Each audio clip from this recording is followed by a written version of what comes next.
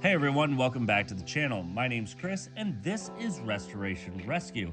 So last week we came in and put some new gas line in, as well as put in our new ram horn manifolds.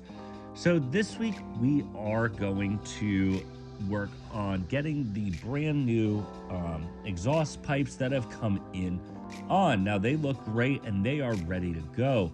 Now, one thing we have to worry about now is where is the fuel door going to be coming out of this truck? Now, I think I want to put it on the fender. Now, the problem is, do I put it on the back or do I put it on the front? Now, that's a question that we have for you, but now what we're going to do is we're going to hop over to the exhaust and see if we can get this thing all set up and looking good.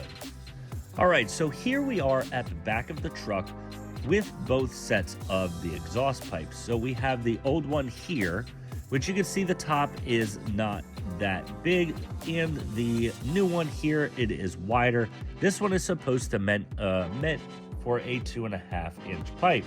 Now the old one here doesn't meet that same thing, and the flanges, they kind of look the same, but hopefully this one will fit. So we are going to try and work on getting that up. Now we like that it's a little bit shorter, so we're hoping that it has enough clearance versus the other one with the bend.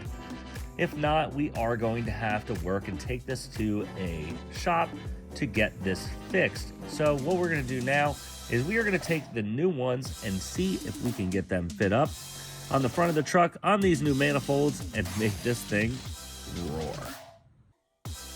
All right, so we are here at the door because the manifolds did not fit with the new downpipe. So I had to drop it off at a muffler shop and hopefully that they can figure out the flange. So the flange still fit only the old ram horns, not the new ram horns that they claim to fit. So right now we can't move the truck and we can't get it to drive because that manifold had a bunch of grounds on it. So I'm not going to move that, but what we're going to do is we're going to move to the inside of the truck and try and get some of the interior back and ready for paint. So we did do paint on the interior before a couple years ago, about a year and a half ago when we were doing the interior and getting all that set up, and it just didn't come out the way I wanted. So there's a couple extra holes in the cab that need to be addressed as well that I saw. So on the the driver's side, there used to be a spotlight, so I am going to pull that, get that hole welded up as well. And we are going to start working on just grinding back some of the paint so that we can redo it. We have some spots that didn't come out great that I'm not happy with whatsoever. So we are going to get that knocked out as well. So let's go ahead, start grinding this paint back and getting this thing to look even better than it was before and getting the paint looking what it needs to be rather than what it is. So let's go ahead, grab the grinder and start grinding away that ugly paint.